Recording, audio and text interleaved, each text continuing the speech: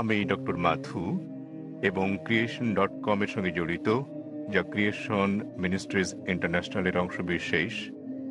একজন চিকিৎসক হিসেবে আমি এখানে এসেছি কারণ আমি শান্তিপ্রিয়, এবং যেমন আপনি বলেছেন, ভেতরে বাইরে শান্তি। এখন ব্যক্তিগতভাবে যখনই আমি এবং অন্যান্য লাখ লাখ মানুষ পাপবোধ ও এর জন্য অনুতাপের পর বুঝেছি যীশু খ্রিস্ট নিষ্পাপ ব্যক্তি আমার পাপের প্রায়শ্চিত্ত করে গেছেন। তিনি ক্রুশে করে আমার লজ্জা ও অপরাধ নিয়ে গেছেন এবং আমার জন্য জীবন দিয়ে গেছেন। আর সে কারণেই আমার মনে শান্তি আছে, এবং এই শান্তি এমন কিছু যা সমঝোতা এনে দেয়। আমি জানতে চাই, আপনি কি আমার এই শান্তি হরণ করতে চান? এমন এক শান্তি যা সমঝোতা আনে, পারবেন এর জবাব দিতে? ধন্যবাদ। ভাই একটা সুন্দর প্রশ্ন করলেন। তিনি ডক্টর ম্যাথু, তার একটা ওয়েবসাইট এবং সংস্থা রয়েছে নাম ক্রিয়েশন। তিনি বললেন যে তিনি শান্তি খুঁজে পেয়েছেন, শান্তি লাভের জন্য এখানে এসেছেন। বললেন যীশু খ্রিস্টের মধ্যে শান্তি খুঁজে পেয়েছেন, তার পাপের জন্য তিনি ক্রুশবিদ্ধ হয়ে মারা গেছেন। তিনি ক্রুশবিদ্ধ হয়ে মারা গেছেন, তাই তিনি আমাকে প্রশ্ন করছেন, আমি কি আপনার শান্তি হরণ করতে পছন্দ করি? ভাই আমি কখনো আপনার শান্তি নষ্ট করতে চাই না। আমি আপনার মিথ্যে শান্তি নষ্ট করতে চাই এবং আপনাকে সত্যিকারের শান্তি দিতে চাই। আমি যীশু খ্রিস্টকে, তার উপর শান্তি বর্ষিত হোক, ভালোবাসি, তাকে শ্রদ্ধা করি এবং সম্মান করি। আমি জানতে চাই আপনিও কি যীশু খ্রিস্টকে ভালোবাসেন কি না। আপনার কাছে আমার একটা প্রশ্ন, জি। আপনি কি একমত? হ্যাঁ। বিশ্বাস করেন যীশু খ্রিস্ট ঈশ্বর? হ্যাঁ। ঠিক আছে ভাই, এবার হয় আপনি সত্যিকারের শান্তি নিন, নয় আমি আপনার শান্তি গ্রহণ করি। ঠিক আছে। যদি আপনার শান্তি প্রকৃত শান্তি হয়, আমি আমার শান্তি ছেড়ে দিয়ে আপনার সঙ্গে যোগ দেব। ঠিক আছে। এখন আমাকে বললেন যীশু খ্রিস্ট, তারপর শান্তি পরিষদ হোক ঈশ্বর। আমি চ্যালেঞ্জ করছি আপনাকে, পারলে বাইবেলের এমন একটা অনুচ্ছেদ দেখান, স্পষ্ট করে বলা একটা অনুচ্ছেদ দেখান, একটা দ্ব্যর্থহীন ভাবে বলা অনুচ্ছেদ দেখান, যেখানে যীশু খ্রিস্ট, তারপর শান্তি পরিষদ হোক, নিজে বলেছেন যে আমি ঈশ্বর, অথবা আমার উপাসনা করো, তাহলে আমি খ্রিস্টান ধর্ম গ্রহণ করতে রাজি আছি। আপনি বললেন যিশু হলেন ঈশ্বর। মুসলিমদের যতটা সংশ্লিষ্টতা রয়েছে তাতে ইসলাম ধর্ম হচ্ছে একমাত্র খ্রিস্টান ধর্ম বিশ্বাস যাতে যীশু খ্রিস্টকে, তারপর শান্তি বর্ষিত হোক, বিশ্বাস করতে বলা হয়েছে। কোন মুসলিম হতে পারবে না যদি সে যীশু খ্রিস্টকে বিশ্বাস না করে। আমরা বিশ্বাস করি যে তিনি সর্বশক্তিমান ঈশ্বরের অন্যতম সেরা পয়গম্বর ছিলেন। আমরা বিশ্বাস করি যে তিনি মসীহ ছিলেন, মানে খ্রিস্ট ছিলেন। আমরা বিশ্বাস করি তিনি জন্ম নিয়েছিলেন অলৌকিকভাবে, কোনো পুরুষের সংস্রব ছাড়াই, যা অনেক আধুনিক খ্রিস্টানে বিশ্বাস করে না। আমরা বিশ্বাস করি যে তিনি ঈশ্বরের অনুমতিক্রমে মৃতকে জীবন দান করেছিলেন। আমরা বিশ্বাস করি যে তিনি ঈশ্বরের অনুমতিতে জন্মান্তর কুষ্ঠরোগীদের সুস্থ করেছিলেন। মুসলিম আর খ্রিস্টানরা এখানে একসঙ্গে চলছি, কিন্তু পার্থক্য আছে। যেমনটা আপনি বললেন যে বেশিরভাগ খ্রিস্টান বিশ্বাস করেন যে যীশু খ্রিস্ট নিজেকে ঈশ্বর দাবি করেছেন। পরিষ্কার করে বলা এমন একটিও উক্তি নেই সম্পূর্ণ বাইবেলে যেখানে যীশু খ্রিস্ট নিজেকে বলেছেন যে আমি ঈশ্বর কিংবা আমার উপাসনা করো। যদি এরকম উক্তি দেখাতে পারেন, আমি খ্রিস্ট ধর্ম গ্রহণ করতে প্রস্তুত। যদি তিনি না বলে থাকেন, তাহলে কেন আপনারা বিশ্বাস করেন তিনি ঈশ্বর? আর কোথায় যীশু খ্রিস্ট নিজে বলেছেন যে আপনাদের পাপ নিয়ে তিনি ক্রুশবিদ্ধ হয়ে মারা গেছেন? এই শিক্ষাটা হচ্ছে পলের। আপনারা কি পলকে না যীশু খ্রিস্টকে, তার উপর শান্তি বর্ষিত হোক, অনুসরণ করছেন? বাইবেলের কোথাও নেই। তাই আমার প্রশ্ন হচ্ছে, যখন যীশু খ্রিস্ট কখনো বলেননি যে তিনি ঈশ্বর, তাকে ভালোবাসবেন, আপনাদের সম্মান করা উচিত। তিনি বলেন, যখন তাকে জিজ্ঞাসা করা হলো, যা ছিল প্রথম উপদেশ, সেটা উল্লেখ আছে গসপেল অফ মার্ক অধ্যায় নম্বর 12 অনুচ্ছেদ নম্বর 29। তিনি বলেন, শোনো হে ইসরায়েলগণ, আমাদের প্রভু ঈশ্বর হলেন এক ঈশ্বর। তিনি পূর্বসূরি মুসা আলাইহিস সালামের বাণীর আক্ষরিক পুনরাবৃত্তি করেন। তাই আমি আপনাকে বলছি, যদি আপনি যীশু খ্রিস্টের বাণীগুলো জেনে থাকেন, যদি আপনি বলেন যে খ্রিস্টান সেই ব্যক্তি যে যীশু খ্রিস্ট সাল্লাল্লাহু আলাইহি ওয়াসাল্লামের উপদেশ অনুসরণ করে, যেমন উল্লেখ রয়েছে বুক অফ এফিসিয়েন্স অধ্যায় নম্বর 5 অনুচ্ছেদ নম্বর 18, যে মদ পান করো না। এটা আরো উল্লেখ আছে বুক অফ প্রভাবস অধ্যায় নম্বর 20 অনুচ্ছেদ নম্বর 1। মদ হচ্ছে ব্যঙ্গকারী, প্রতারিতরা এটা গ্রহণ করে। আমরা মুসলিমরা মদ পান করি না, কিন্তু অনেক খ্রিস্টানই পান করে। এছাড়াও আমরা মুসলিমরা শুকরের মাংস খাই না, যেমন বাইবেলে উল্লেখ আছে বুক অফ লেভিটিকাস অধ্যায় নম্বর 11 অনুচ্ছেদ 7 ও 8, বুক অফ ডিউটেরোনমি অধ্যায় 14 অনুচ্ছেদ নম্বর 8, বুক অফ আইজায়া অধ্যায় নম্বর 65 অনুচ্ছেদ 2 থেকে 5। তোমরা শুকরের মাংস খাবে না। আমরা মুসলিমরা শুকরের মাংস খাই না, কিন্তু খ্রিস্টানদের বেশিরভাগই খাই। যীশু খ্রিস্টকে তার উপর শান্তি বর্ষিত হোক তার জন্মের 8ম দিনে খতনা করা হয়েছিল। এটা আছে গসপেল অফ লুক অধ্যায় নম্বর 2 অনুচ্ছেদ নম্বর 21। আমরা মুসলিমরা খতনা করি, কিন্তু বেশিরভাগ খ্রিস্টানই তা করে না। যদি খ্রিস্টান মানে এটা হয় যে যে ব্যক্তি যীশু খ্রিস্ট সাল্লাল্লাহু সাল্লামের বাণী অনুসরণ করে, তাহলে আমি গর্বের সাথে বলি মুসলিমরা খ্রিস্টানদের চেয়ে অনেক ভালো খ্রিস্টান। তাহলে কোথায় আপনারা যীশু খ্রিস্টের উপদেশ মেনে চলেন আর বলেন যে আপনারা তার উপাসনা করেন? তো ভাই, বাইবেলের এমন একটা অনুচ্ছেদ আপনি উল্লেখ করেন যেখানে যীশুখ্রিস্ট তার নিজের মুখে দ্ব্যর্থহীন ভাষায় বলেছেন যে আমি ঈশ্বর কিংবা আমার উপাসনা করো। ডক্টর জাকির নায়েক, জি ভাই। আমার প্রশ্নটি ছিল শান্তির ওপর, এবং আমার সেই শান্তি রয়েছে। আমি কোনো কিছু প্রমাণ কিংবা আপনার সঙ্গে ভিন্নমত পোষণ করার জন্য কিছু মুখস্থ রাখতে কিংবা বলতে আসি। ভাই, আমি যা বলতে চাই তা হচ্ছে শান্তি, যা আমার বিশ্বাস থেকে এসেছে। কারণ আমরা সবাই পাপী এবং আমাদের পাপ মোচনের জন্য ত্যাগ স্বীকার করা প্রয়োজন। তবে তা আমাদের কাজের মাধ্যমে নয়, বরং এটা বিশ্বাস করার মাধ্যমে যে ঠিক আছে, যীশু খ্রিস্ট আমার পাপের প্রায়শ্চিত্ত করে গেছে। ভালো। তাহলে আপনি একমত যে যীশুখ্রিস্ট সব মানুষের পাপ মোচন করে গেছেন। আপনি কি ব্যাপারে একমত? হ্যাঁ, যারা ঠিক আছে, তাকে বিশ্বাস ঠিক করে। আছে। তাহলে ধরুন আপনার মতো একজন খ্রিস্টান যে যীশুখ্রিস্টকে বিশ্বাস করে, সে আপনার স্ত্রীকে ধর্ষণ করলো, তাহলে কি সে স্বর্গে না নরকে যাবে? মাফ করবেন। যদি একজন খ্রিস্টান হুম। এসে আপনার স্ত্রীকে ধর্ষণ করে, যে বিশ্বাস করে যীশুখ্রিস্ট তার পাপের জন্য মারা গেছেন, তাতে যে পাপই করুক না কেন তার পাপ মোচন হয়ে গেছে। তো না। যীশুখ্রিস্ট যদি তার পাপের জন্য মারা গিয়ে থাকেন, এর অর্থ সব খ্রিস্টান পুরুষরা নারী ধর্ষণ করলে কোনো পাপ হবে না, না? কখনোই না। কেন কখনো নয়? আপনি তো বললেন, যদি আপনি কোনো বলেছেন, ব্যক্তি আপনি তো বললেন ভাই, আপনি বললেন আপনার কর্ম আপনাকে স্বর্গে নেবে না, এটা আপনার বিশ্বাস। তাহলে যদি বিশ্বাস করেন যে খ্রিস্ট আপনার পাপের জন্য মারা গেছেন, যদি ধর্ষণ করেন, ডাকাতি করেন, যদি অন্য মানুষকে নির্যাতন করেন, তাহলে কি আপনি স্বর্গে যেতে পারবেন? সে খ্রিস্টানই নয়, যদি সে এমন কাজ করে, সহজ কিন্তু ব্যাপার। তিনি তো যীশু খ্রিস্টকে বিশ্বাস করেন, এমন খ্রিস্টান অনেককে না। আমি চিনি। এর মানে এটা ভুল ধারণা, ঠিক আছে? বাইবেলে লেখা আছে ঠিক। এমনকি শয়তানরাও যীশু খ্রিস্টকে বিশ্বাস করে, কিন্তু তারা তাকে অনুসরণ করে না। ঠিক, ঠিক আছে, তারা অনুসরণ করে না। আপনি কি যীশু খ্রিস্ট সাল্লামকে অনুসরণ করেন? জি, আপনার কি খতনা করানো হয়েছে? জি। তাহলে না, আমাকে খতনা করানো তাহলে হয়নি। কেন আপনি যীশু খ্রিস্টকে অনুসরণ করেন না? যীশু খ্রিস্টকে 8ম দিনে খতনা করানো হয়েছিল। আপনি একজন ডক্টর, জি। ঠিক? আপনি জানেন খতনা স্বাস্থ্যগত দিক দিয়ে কত সেটা উপকারী। আমার হাতে ছিল না, তাহলে সেটা ছিল কেন আমার আপনি, পিতামাতার হাতে। তো এখনো আপনি করতে পারেন, কোনো সমস্যা নেই। অবশ্যই। আপনি চাইলে সাহায্য করবো আমি। 1 নম্বর পয়েন্ট। 2 নম্বরটা হচ্ছে, আপনি কি শুকরের মাংস খান ভাই? না, কেন আপনি শুকরের মাংস খান না? ওল্ড টেস্টামেন্টে তা উল্লেখ আছে ঠিক। এবং ঈশ্বর তা উল্লেখ আপনি কি করেছে। মাদক সেবন করেন? আপনি কি মদ পান করেন? না, ভালো। আপনি কি বিশ্বাস করেন যীশু খ্রিস্ট ঈশ্বর? যিশু ঈশ্বর, যিনি মানুষ রূপে পৃথিবীতে এসেছিলেন। কোথায় এটা উল্লেখ আছে বাইবেলের কোন অনুচ্ছেদে আমাকে বলেন? বাইবেলে কোন অনুচ্ছেদে? হ্যাঁ, বাইবেলের কোন অনুচ্ছেদে? কোন অনুচ্ছেদে কোথায় যীশু খ্রিস্ট নিজে বলেছেন যে তিনি ঈশ্বর? ধরেন যদি কেউ আপনাকে ঈশ্বর বলে, আপনি কি বিশ্বাস করবেন আপনি ঈশ্বর? কেউ যদি আমাকে ঈশ্বর বলে, আমি তা বিশ্বাস করব? এই বিষয়টা মনে রাখা দরকার। যীশু খ্রিস্ট কখনো নিজেকে ঈশ্বর দাবি করেননি। প্রকৃতপক্ষে আপনি গসপেল অফ ম্যাথিউ অধ্যায় নম্বর 19 অনুচ্ছেদ 16 ও 17 দেখবেন, এক ব্যক্তি যীশু খ্রিস্টের কাছে এসে বলল, ও গুড মাস্টার, কি ভালো কাজ করলে আমি অনন্ত জীবনে প্রবেশ করতে পারবো? তখন যীশু খ্রিস্ট তারপর শান্তি পরিশুদ্ধ হোক বললেন, কেন তুমি আমাকে ভালো বলছো ঈশ্বরকে বাদ দিয়ে? কেন তুমি আমাকে গুড বলছো? একটি মাত্র গুড আছে, আর তা স্বর্গের ঈশ্বর। এবং তুমি যদি অনন্ত জীবন পেতে চাও, তাহলে উপদেশ বাণী মেনে চলো। তিনি কখনোই বলেননি যদি স্বর্গে যেতে চাও তোমরা আমাকে ঈশ্বর বলে বিশ্বাস করো। তিনি কখনোই বলেননি যে তোমরা বিশ্বাস করো আমি তোমাদের পাপের জন্য মারা গেছি। তিনি বলেছেন যদি স্বর্গে যেতে চাও তাহলে উপদেশ বাণী মেনে চলো। আর এই উপদেশগুলো কি? ডাকাতি করো না, তোমরা মদ খেও না, প্রতিবেশীর স্ত্রীর প্রতি লালসা করো না। উপদেশ অনুযায়ী কাজ করলে তা তোমাকে স্বর্গে পৌঁছে দেবে।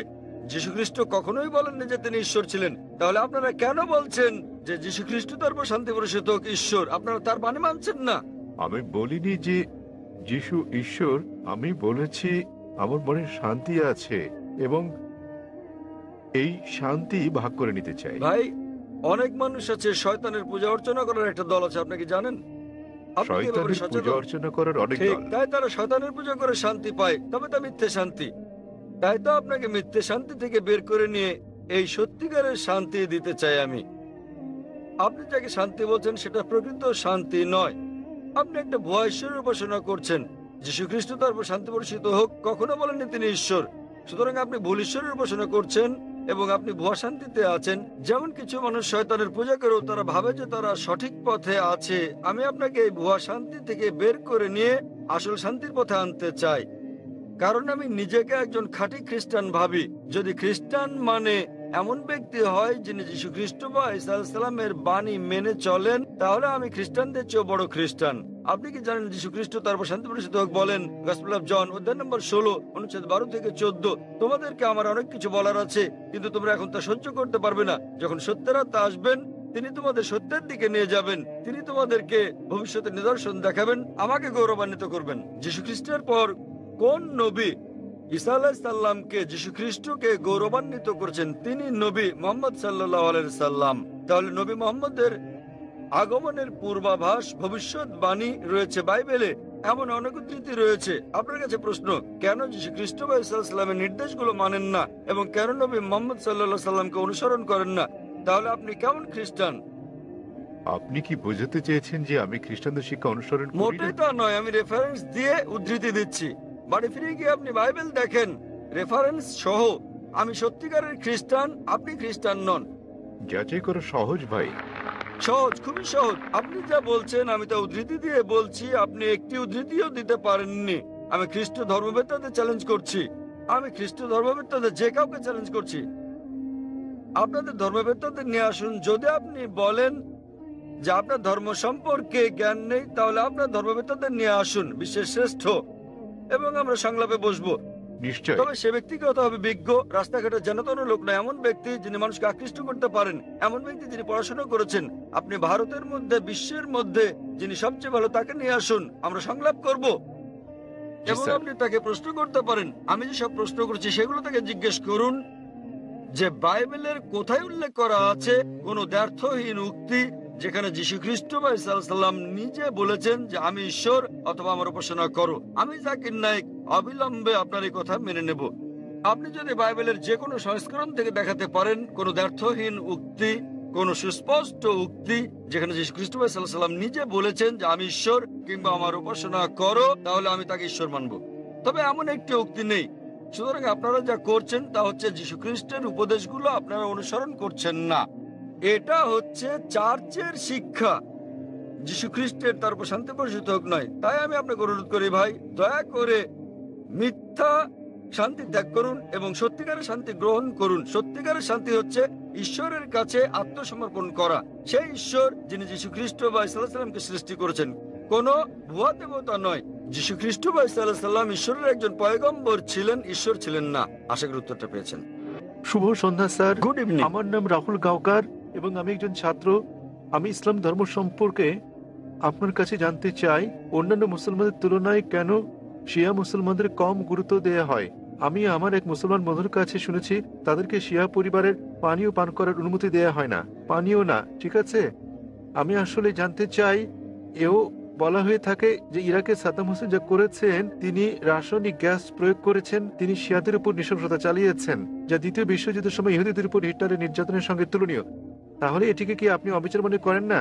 আমি আরো জানতে চাই, প্রকৃতপক্ষে পূর্বে শিয়ারা ইসলাম ধর্মে যে ভুল করেছে তারা আজও তার প্রায়শ্চিত্ত করে যাচ্ছে কিনা। ভাই প্রশ্ন করলেন যে শিয়াদের কেন নিচ বললে গণ্য করা হয়, তারা কি অপরাধ করেছে, সাদ্দাম হোসেন কেন তাদেরকে হত্যা করেছে, যেমন জার্মানিতে হিটলার রাসায়নিক অস্ত্র দিয়ে ইহুদিদের হত্যা করেছে ইত্যাদি। ভাই ইসলামে কোনো শিয়া সুন্নি নেই, কোনো শিয়া সুন্নি নেই ইসলামে। অনেক লোক আছে। আমি উত্তরটা দেই, আমি উত্তর দেব। আপনার প্রশ্নের উত্তর দেওয়ার পর আপনি বলবেন। ইসলামে কোনো শিয়া সুন্নি নেই। কোরআনে বলা হয়েছে সূরা আলে ইমরান অধ্যায় 3 আয়াত নম্বর 103, ওয়াতাসিমু বিহাবলিল্লাহি জামিআ ওয়া লা তাফাররাকু। তোমরা আল্লাহর রজ্জু শক্ত করে ধরো এবং পরস্পর বিচ্ছিন্ন হও না। আমাদেরকে আল্লাহর রজ্জু ধরতে হবে, এটা কোরআন এবং নবী মুহাম্মদ সাল্লাল্লাহু আলাইহি ওয়াসাল্লামের সহিহ হাদিস। যদি আপনি এই রজ্জু ধরেন তাহলে আপনি খাঁটি মুসলিম। ইসলামে শিয়া সুন্নি নেই এবং ইসলামে কোনো ভাগ নেই। কোরআন বলছে সূরা আনাম অধ্যায় নম্বর 6 আয়াত নম্বর 159, হে নবী, নিশ্চয়ই যারা খণ্ড বিখণ্ড করেছে, অনেক দল করেছে ইসলাম ধর্মকে, তাদের সাথে আপনার কোনো সম্পর্ক নেই। আল্লাহ বিচার দিবসে তাদের ব্যাপারটা দেখবেন।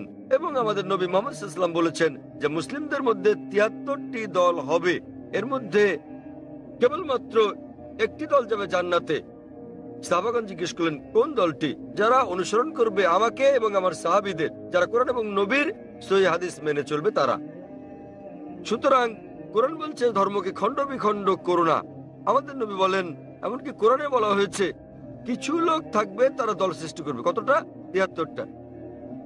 যে দল সঠিক পথে থাকবে তারা বিভাজন সৃষ্টি করবে না। সুতরাং যে কেউ নিজেকে মুসলিম ছাড়া অন্য কিছু বললেও শব্দটি হবে মুসলিম। মুসলিম মানে যে নিজের ইচ্ছাকে আল্লাহর কাছে সমর্পণ করেছে। নবী কি ছিলেন? তিনি শিয়া ছিলেন না সুন্নি ছিলেন? তিনি কি ছিলেন? তিনি ছিলেন মুসলিম। এবং এর আগে আমি বোনকে যে জবাব দিয়েছি তাতে ছিল সূরা আলে ইমরান অধ্যায় 3 আয়াত নম্বর 64 বলা হয়েছে, فقولوا اشهدوا بأننا مسلمون। সাক্ষী থাকো যে আমরা মুসলিম। বিচার করার জন্য আপনি কি করবেন মুসলিমরা ঠিক না ভুল পথে চলছে? আপনি দেখবেন কোরআন। মোহাম্মদ, জাকির, সুলতান, আব্দুল্লাহ, যে কোনো নাম হোক, কোনো সমস্যা নেই।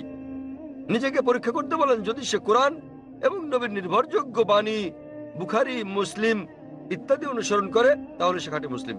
যদি সে নবীর প্রকৃত শিক্ষার বাইরে যায়, বুখারী, মুসলিম এবং অন্যান্য সহিহ হাদিসের বাইরে যায় এবং কোরআনের বিপক্ষে যায়, তাহলে সে প্রকৃত মুসলিম নয়। প্রকৃত মুসলিম হচ্ছে সে যে মেনে চলে কোরআন এবং নবী মুহাম্মদ সাল্লাল্লাহু আলাইহি সাল্লামের যথাযথ শিক্ষা। সুতরাং এটা জানার পর নিজেকে সে যাই বলুন না কেন, যদি না মেনে চলেন কোরআন এবং নবীর সব শিক্ষা হাদিস, তাহলে সে প্রকৃত মুসলিম নয়। আপনার প্রশ্নের দ্বিতীয় অংশ, সাদ্দাম হোসেন। প্রশ্নের মধ্যে সাদ্দাম হোসেন নেই? আছে প্রশ্নের মধ্যে? হ্যাঁ, সাদ্দাম হোসেন। সাদ্দাম হোসেন শিয়াদের হত্যা করেন। ভাই, আমি জানি না তিনি শিয়াদের হত্যা করেছেন কিনা, এটা মিডিয়া বলছে। কিন্তু হোক সাদ্দাম হোসেন, হোক হিটলার, হোক জর্জ বুশ, যে কোনো নিরপরাধ মানুষকে হত্যা করে, শিয়া সুন্নি বাদ দেন, যদি সে হত্যা করে নিরপরাধ কোনো হিন্দু, নিরপরাধ খ্রিস্টান, নিরপরাধ ইহুদিকে, তাহলে সেটা বড় অপরাধ। হোক না কেন সাদ্দাম হোসেন, হোক জর্জ বুশ, হোক না হিটলার, যে কোনো নিরপরাধ মানুষকে হত্যা করে, হোক সে মুসলিম বা মুসলিম, হোক না কোনো হিন্দু বা খ্রিস্টান কিংবা ইহুদি, যদি কেউ কোনো নিরপরাধ মানুষকে হত্যা করে, সেটা হচ্ছে একটা পাপ কাজ, এটা নিষিদ্ধ। কারো সাফাই করতে আমি এখানে আসিনি। তাতে হোক তার নাম জর্জ বুশ, হিটলার, সুলতান, আব্দুল্লাহ, টম, ডিক, হ্যারি বা যে কেউ, যে কোনো নির্দোষ মানুষকে হত্যা করা সবার জন্য নিষিদ্ধ। আশা করি উত্তরটা পেয়েছেন। স্যার, তার মানে আপনি বলতে চান আমাদের শিয়া, সুন্নি কিংবা বহুরি মুসলিমে বিশ্বাস করা উচিত আমি নয়? তা বলছি না। কোরআন কোন শিয়া সুন্নি নেই কোরআনে। কোরআনে মানে কোনো স্যার, বই নেই। এখানে অনেক মসজিদ আছে, অনেক মসজিদ। তাহলে আপনি তাদেরকে বলেন, তাদের জিজ্ঞেস করেন শিয়া কথাটা কোথায় আছে কোরআনে, তাকে জিজ্ঞেস করেন বহরি কোথায় আছে কোরআনে। স্যার, এটা আমার কলেজ বান্দ্রায় স্যার আমি অধ্যয়ন করছি। সুতরাং তারা মেনে চলছে না। আপনাকে যা করতে হবে তা হচ্ছে তাদের জিজ্ঞেস করেন তারা কি মুহাম্মদ সাল্লাল্লাহু আলাইহি সাল্লামের শিক্ষা অনুসরণ করে চলছে, তারা কি আল্লাহ সুবহানাহু ওয়া তাআলার শিক্ষা অনুসরণ করছে। আল্লাহ কোরআনে বলেছেন সূরা আনাম অধ্যায় নম্বর 6 আয়াত নম্বর 159, যারা সৃষ্টি করেছে বিভক্তি ইসলাম ধর্মে, তাদেরকে আপনার কিছু করার নেই। ইসলাম ধর্মে বিভক্তি সৃষ্টি করা এটা হচ্ছে হারাম। তো ভালো মুসলমান হতে হলে আপনাকে আল্লাহর রজ্জু শক্ত করে ধরতে হবে, এটা বলা আছে কোরআনে। সুতরাং কাউকে আব্দুল্লাহ, সুলতান এরকম নামে ডাকলেই সে জান্নাতে যেতে পারবে না, বরং সেজন্য স্রষ্টা সর্বশক্তিমান আল্লাহর নির্দেশ পালন এবং নবী মুহাম্মদ সাল্লাল্লাহু আলাইহি সাল্লামের শিক্ষা অনুসরণ করতে হবে। ভাই, আপনাকে একটা প্রশ্ন করি, একটা প্রশ্ন। আপনি শিয়া সুন্নি নিয়ে খুবই উদ্বিগ্ন, জানতে চাচ্ছি সেটা কেন? স্যার, অনেক কিছু আমার বন্ধুরা। না, আপনি কি ইসলাম কবুল করতে চান? তারপরে কোন দলে যাবেন ভাবছেন? স্যার, মানে আমি আমি জিজ্ঞেস করছি, জি আপনি কি ইসলাম কবুল করতে চান আর ভাবছেন শিয়া না সুন্নিতে যোগ দেবেন? তাই স্যার, না না, আমি ইসলাম কবুল করতে চাচ্ছেন না। স্যার, এখানে অনেক ধর্ম আছে, ইসলাম ধর্মের অনেক ভাগ আছে। কোনো বিভক্তি নেই ইসলামে। ইসলামে কেবল একটি শব্দ আছে মুসলিম। আপনাকে যে যাই বলুক, হ্যাঁ, আপনাকে তারা বলেনি যে কোরআন বলেছে। আমি আপনাকে রেফারেন্স দিচ্ছি। লোকটি আমাকে বলেছে তিনি সুন্নি, তিনি আমাকে বলেন তাকে সুন্নি হতে দিন, শিয়া হতে দিন, বহরি হতে দিন, যে কোনোটা। তাকে বলুন কোরআন বলছে বিভক্তি সৃষ্টি করো না। অধ্যায় নম্বর 6 লিখে রাখুন আপনি। এর অর্থ, অধ্যায় নম্বর 6। স্যার, এর অর্থ এগুলো সব হতাশাজনক। তিনি কোরআন মেনে চলছেন না। কোরআন বলছে সূরা আনাম অধ্যায় 6 আয়াত নম্বর 159, আপনি নোট করে রাখুন, যে ডক্টর জাকির নায়েক বলেছেন সূরা আনাম অধ্যায় 6 আয়াত 159 আছে বিভক্তি সৃষ্টি করো না তোমরা। আপনাকে যা করতে হবে, নিজেকে ঈশ্বরের কাছে সমর্পণ করতে হবে আপনার। এখন আমি জানতে চাই, আপনি কি নিজেকে ঈশ্বরের কাছে সমর্পণ করতে চান? ভাই, হ্যাঁ, নিজেকে ঈশ্বরের কাছে সমর্পণ করতে চান আপনি? স্যার, আমি ইসলামকে শ্রদ্ধা করি, আমি না, ইসলামে ঠিক বিশ্বাস আছে। করি। আপনি ইসলামকে শ্রদ্ধা করেন, আপনি কি এক ঈশ্বরে বিশ্বাস করেন? হ্যাঁ, এক ঈশ্বরে বিশ্বাস করেন আপনি? জি স্যার, আমি ঈশ্বরে বিশ্বাস করি। মূর্তি পূজা করা ঠিক নয়। হ্যাঁ, হ্যাঁ, আপনি কি বিশ্বাস করেন ঈশ্বরের কোনো প্রতিমা নেই? ঈশ্বরের কোনো প্রতিমা নেই। আপনি কি তা বিশ্বাস করেন? আমি জানি না স্যার। আপনি কি প্রতিমা পূজায় বিশ্বাসী? হ্যাঁ, হ্যাঁ, আপনি কি প্রতিমা পূজায় বিশ্বাস করেন? কি বললেন? প্রতিমা পূজা ঠিক না ভুল? মানে ঈশ্বর? না। আপনি কি বিশ্বাস করেন প্রতিমা পূজা করা ঠিক না ভুল? হ্যাঁ, এটা ঠিক না ভুল? এটি ঠিক স্যার। প্রতিমা পূজা করা, কিন্তু এটা তো বেদের বিপরীত। আপনাদের বেদ বলছে তোমরা এক ঈশ্বর ছাড়া কারো উপাসনা করবে না। এটা উল্লেখ আছে আপনাদের যজুর্বেদে অধ্যায় 32 অনুচ্ছেদ 3, শ্বেতাশ্বেতারা উপনিষদ অধ্যায় 4 অনুচ্ছেদ 19। न तस्य प्रतिमा अस्ति মহান ঈশ্বরের কোনো পুতুল নেই, কোনো আকৃতি নেই, কোনো ফটোগ্রাফ নেই, কোনো ছবি নেই, কোনো প্রতিমা নেই, কোনো ভাস্কর্য নেই, কোনো মূর্তি নেই। আমি আপনাকে জিজ্ঞেস করছি, যখন আপনাদের বেদ বলছে ঈশ্বরের কোনো আকৃতি নেই, কোনো মূর্তি নেই, কোনো প্রতিমা নেই, এরপরও কি আপনি প্রতিমা পূজা বিশ্বাস করেন? জি স্যার। শিয়া সুন্নি বাদ দেন, আপনাকে জিজ্ঞেস করছি, আপনি কি বেদ মানেন, স্যার অনুসরণ করছেন কি না, ধর্ম মানেন কি না? স্যার, কারণ আমি এই ধর্মের স্যার, ঠিক তাই আমি বলছি যে এটা আমার ভুল নয় স্যার, আমি এই এই ধর্মের মধ্যে ধর্মের জন্ম মধ্যে নিয়েছি বড় স্যার। হলেও আমি জিজ্ঞেস করছি যে অধ্যয়ন করা আপনার কর্তব্য কিনা। সে কারণে আপনার বেদ- আমি এই বিষয়টি অনুসন্ধান তাই আমি করছি। আপনাকে বলছি ভাই, আপনাদের ধর্মগ্রন্থ বেদে আছে, যজুর্বেদ অধ্যায় 32 অনুচ্ছেদ 3, শ্বেতাশ্বেতারা উপনিষদ অধ্যায় 4 অনুচ্ছেদ 19। এটা বলছে, न तस्य प्रतिमा अस्ति এটা একটা সংস্কৃত উদ্ধৃতি। এর মানে সর্বশক্তিমান ঈশ্বরের কোনো প্রতিমা নেই, কোনো আকৃতি নেই, কোনো আলোকচিত্র নেই, কোনো ছবি নেই, কোনো ভাস্কর্য নেই, কোনো প্রতিমূর্তি নেই, কোনো পুতুল নেই। যদি আপনার ধর্মগ্রন্থ বলে সর্বশক্তিমান ঈশ্বরের প্রতিমা নেই, তাহলে কি প্রতিমা পূজা করা ঠিক না ভুল? ঠিক না ভুল? ঠিক বেঠিক ঠিক করার মতো এত বড় ব্যক্তি আমি নই স্যার। না না, আপনার ধর্মগ্রন্থ বলছে ঈশ্বরের কোনো আকৃতি নেই, কোনো প্রতিমা নেই, কোনো মূর্তি নেই, কোনো ছবি নেই, তথাপি ঈশ্বরের মূর্তি করা ঠিক না ভুল? কেন আমার পূর্ববর্তী ব্যক্তিগণ, মানে আমার পূর্বসূরীরা কেন এই কাজ করেছে স্যার? স্যার, আমি তাদের দোষ দিতে জি। পারি না। আমার আমার পূর্বসূরীরা, আমার পূর্বে হিন্দু ধর্মের লোকের এটা করেছে স্যার। স্যার, আমি তাদের দোষ দিতে আমি পারি না। হিন্দুদের প্রশ্ন করছি না, আমি আপনাকে জিজ্ঞেস করছি, আপনার ধর্মগ্রন্থ, আপনার ধর্মের সবচেয়ে গ্রহণযোগ্য গ্রন্থ কোনটি? আপনি জানেন না? কি আপনি স্যার? কি জানেন আপনার ধর্মের সর্বশ্রেষ্ঠ গ্রন্থ কোনটি? স্যার, এটা মানে হচ্ছে বেদ। হ্যাঁ, তাহলে আপনি দেখেন আমার ভিডিও ক্যাসেট ইসলাম ও হিন্দু ধর্মের সাদৃশ্য সমূহ। আমি অনুরোধ করছি ভলান্টিয়ারদের তাকে একটা ইসলাম ও হিন্দু ধর্মের সাদৃশ্য নামে ডিভিডি দেওয়ার জন্য। আপনার কোনো প্রশ্ন থাকলে আমার সঙ্গে সাক্ষাৎ করতে পারেন, ইনশাল্লাহ আপনার সন্দেহ দূর হবে। আর আমি আপনাকে অনুরোধ করব, এটা পড়ুন, বুঝুন এবং সঠিক শান্তি খুঁজে নিন। স্যার, শেষ কথা আমি আপনাকে জিজ্ঞেস করতে চাই স্যার, মানে আমাদেরকে এসব বিশ্বাস করলে হবে না যে ইসলামে অনেক বিভক্তি আছে, যেমন শিয়া সুন্নি, এগুলো আমাদের বিশ্বাস করা উচিত নয়, আমাদের কেবল কোরআনে বিশ্বাস করা উচিত। ঠিক। কোরআন এবং নবীর সহিহ হাদিস ব্যাস। যে কোনো আলেম যাই বলুন, কোরআন বলছে সূরা নিসা অধ্যায় 4 আয়াত নম্বর 59, अतिउल्लाह अल्लाह अतिउर रसूल আল্লাহ ও তার রাসূলকে মানো এবং অতঃপর তোমাদের মধ্যে যারা আদেশ দানের কর্তৃত্বপ্রাপ্ত, যাদেরকে এই কাজে দায়িত্ব দেওয়া হয়েছে তাদের, অর্থাৎ আপনাকে আল্লাহ এবং সর্বশক্তিমান ঈশ্বর, তার রাসূল এবং জ্ঞানী ব্যক্তিদের মান্য করতে হবে। কিন্তু আয়াতটা এখানেই শেষ হয়নি। আরো বলা হয়েছে, যদি তারা কোনো বিষয়ে একমত হতে না পারে তো আল্লাহ তার রাসূলের উপর ছেড়ে দাও। যদি কেউ আপনাকে কিছু বলে, আপনি তা কোরআন এবং সহিহ হাদিস দিয়ে যাচাই করুন সেটা ঠিক না ভুল। এ কারণে যে কোনো আলেম যাই বলুক না কেন, তার কোনো মূল্য নেই ইসলামে। স্যার, সেখানে আমাদের বিষয় হচ্ছে আল্লাহ, সর্বশক্তিমান ঈশ্বরেও তার বার্তাবাহক। কোন আলেম কিছু বললে তা যদি কোরআন এবং সহিহ হাদিসের সঙ্গে মিলে তো আমরা গ্রহণ করি, আর যদি কোরআন হাদিসের বিপরীতে হয় তা প্রত্যাখ্যান করি। স্যার, কোন ব্যক্তি নিজেকে মুসলিম বলে দাবি করলে আপনি তাকে বলবেন, कुल हाथु बुरहानकुम প্রমাণ দাও इन कुंतुम सादिकिन যদি সত্যবাদী হও। সে কারণেই যখন আমি প্রশ্নের উত্তর দেই, আমি কোরআন এবং সহিহ হাদিসের রেফারেন্স দেই। যা আমি বলছি, যা ডক্টর জাকির নায়েক বলছেন, তা কিছুই নয় ইসলামে, কোনো মূল্য নেই তার। আমি যা বলি ইসলামে তার মূল্য হচ্ছে শূন্য। যা কোরআন বলছে, সর্বশক্তিমান ঈশ্বর বলছেন, যা আমাদের প্রিয় নবী মুহাম্মদ সাল্লাল্লাহু আলাইহি সাল্লাম বলছেন, তা মূল্যবান। তাই আমি যা দিচ্ছি তা হচ্ছে রেফারেন্স। যারা জানেন না আমি তাদের রেফারেন্স দিচ্ছি। আমার উত্তরের ভিত্তি কোরআনের বিভিন্ন আয়াতের শিক্ষা, আমার জবাবের ভিত্তি নবীর বাণী, সহিহ বুখারী খণ্ড নাম্বার ইত্যাদি প্রমাণ হিসেবে। সুতরাং তারা যা বলেন তার মূল্য আছে, আমি যা বলি মূল্য নেই। আশা করি উত্তরটা পেয়েছেন। আমরা পুরুষদের শাড়ির মাঝের দিকের মাইক থেকে পরবর্তী প্রশ্নটি নেব। সকলকে শুভ সন্ধ্যা এবং শুভ সন্ধ্যা ডক্টর নায়েক। আজ আমি এক মানুষ কথা বলছি মানবতার পক্ষে। এখানে ডক্টর নায়েক রয়েছে, আমরা আপনার নাম জানতে পারি হ্যাঁ, দয়া করে? আমি চিরাগ, এবং দয়া করে আমার ধর্ম জিজ্ঞাসা করবেন না। ডক্টর নায়েক, আপনি সম্ভবত মুসলিম পরিবারে জন্মগ্রহণ করেছেন, তাই আপনি মুসলমান, তাই আপনি সেটাই অনুমোদন করছেন। যদি আপনি হিন্দু পরিবারে জন্ম নিতেন তাহলে আজ আপনার হিন্দু ধর্ম হতে পারত। এক্ষেত্রে আমি মনে করি চরম জাতি কেন্দ্রিকতা থেকে আপনি ভাবছেন আপনার ধর্ম, সংস্কৃতি, বিশ্বাস ও ধারণা শ্রেষ্ঠ। তাই আপনি বলছেন যে শিখ অথবা আর্য সমাজ বা যে ধর্মেই প্রতিমা পূজা পরিত্যাগ করার কথা বলা হয়েছে সেটি আপনি সমর্থন করেছেন। আমার মতে একই জায়গায় ঘুরপাক না খেয়ে মানবতার ব্যাপক ধর্ম নিয়ে আমাদের আলোচনা করা উচিত। কোনো মন্তব্য কিংবা যুক্তি ভাই স্যার? খুব সুন্দর একটা প্রশ্ন করেছেন। তিনি বলেছেন মুসলিম পরিবারে জন্ম নেওয়ার কারণে আমি ইসলাম ধর্ম অনুমোদন করছি।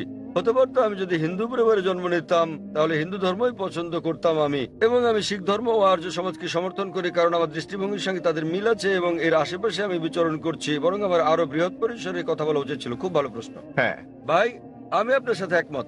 19 বছর বয়স পর্যন্ত আমি মুসলমান ছিলাম কারণ আমার পিতা মুসলমান ছিলেন।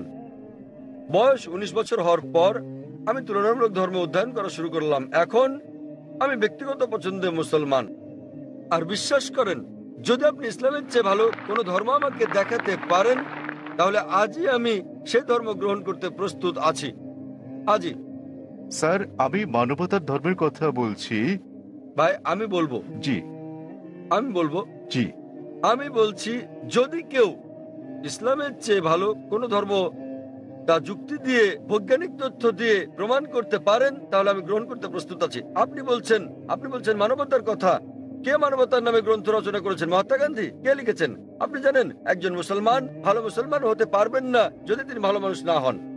সে কথা সব ধর্মেই বলে। ভাই, সব ভাই ধর্মে আমাকে বলে। শেষ করতে দেন। জি স্যার, আপনি এখানে আমার জবাব শোনার জন্য এসেছেন নাকি আপনার মত জানাতে এসেছেন? আমি একটি সুস্থ আলোচনা চাই এবং যৌতুক ভাই, সিদ্ধান্তে পৌঁছাতে চাই। এটা কোনো বিতর্ক প্রতিযোগিতা নয়। হ্যাঁ, একেবারে না। আমি তাহলে আমার কখনো উত্তর বলিনি। শুনুন, উত্তর শোনার পর আপনি মন্তব্য করতে পারেন। ঠিক আছে, আমাকে শেষ করতে দিন। আপনি কথা যোগ করছেন, তার মানে আমার উত্তর আপনি শুনছেন। চালিয়ে যান। শুনুন মনোযোগ দিয়ে। জি, আপনার মনের মধ্যে মহাভারতের কাহিনী চলছে, কি করে শুনবেন? দয়া করে চালিয়ে যখন যান। আপনি আপনার প্রশ্নের সময় কি আমি আপনাকে বাধা দিয়েছিলাম? দয়া করে চালিয়ে যান। আমি কি বাধা দিয়েছি? আপনি বাধা দেননি। দয়া করে চালিয়ে যান। সবকিছু লেখা আছে, প্রশ্ন করতে আসছেন।